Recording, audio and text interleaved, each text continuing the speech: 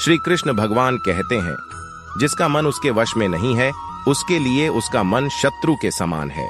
मनुष्य अपने विश्वास से निर्मित होता है, जैसा वो विश्वास करता है वैसा वो बन जाता है। हम जो कुछ भी है वह हमने जो सोचा है उसका परिणाम है। हम अपने विचारों से बने हैं, हम अपने विचारों से ढाले जाते हैं। लोग सोचते हैं कि ज्ञान और क्रिया अलग अलग है, लेकिन बुद्धिमान उन्हें एक ही मानते हैं। जिस प्रकार इस शरीर में रहने वाला बचपन, युवावस्था और वृद्धावस्था से गुजरता है, उसी प्रकार मृत्यु के समय वह केवल दूसरे प्रकार के शरीर में प्रवेश करता है। श्री कृष्ण कहते हैं, ना यह शरीर तुम्हारा है और ना तुम इस शरीर के। यह शरीर तो अग्नि, जल, वायु, पृथ्वी और आकाश से बना है और इसी में मिल जाएगा, परंतु आत्मा स्थिर है, जो तुम्हें मुझसे मिलती है। और अगर तुम मुझे पाना चाहते हो तो फिर तुम अपने आप को मुझे अर्पित करना होगा। यही सबसे उत्तम उपाय है। कोई भी व्यक्ति जो अच्छा काम करता है उसका कभी भी बुरा अंत नहीं होगा।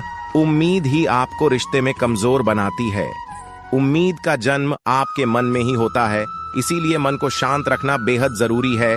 और शांत, नम्रता, मौन, संयम और पवित्रता ये मन के अनुशासन है। सभी स्वार्थ तथा इच्छाओं पर काबू पाना पर्याप्त नहीं है।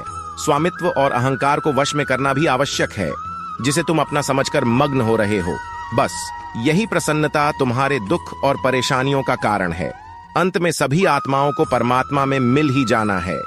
यही तो आत्मा का अंतिम लक्ष्य है। सभी जीव मुझ में है और मैं सभी जीवों में हूं। तुम्हारे कर्म ही तुम्हारे भाग्य के निर्माता हैं। तुम्हारा मुंह ही तुम्हारे दुखों का महान कारण है। आज वो तुम्हारा है, कल वो किसी और का होगा, इसलिए व्यर्थ का पछतावा मत करो। वर्तमान में जीना और उसका अनुभव ही जीवन है।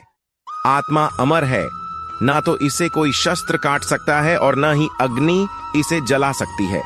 जल इसके तेज को बुझा नहीं सकता और न ही वायु इसे सुखा सकती। किसी और के जीवन की नकल को पूर्णतः के साथ जीने की तुलना में अपने भाग्य को अपूर्ण रूप से जीना बेहतर है। आप बुराई से कुछ समय के लिए बच सकते हो, लेकिन बुराई तो तुम्हें हजारों की भीड़ में भी ढूंढ लेगी। जैसे गायों के झुंड में बछिया अपने मां को ढूंढ लेती है। मैं विधाता होकर भी विधि के विधान को टाल नहीं सकता, लेकिन तुम्हारे कर्म तुम्हारे जीवन को बदल सकते हैं।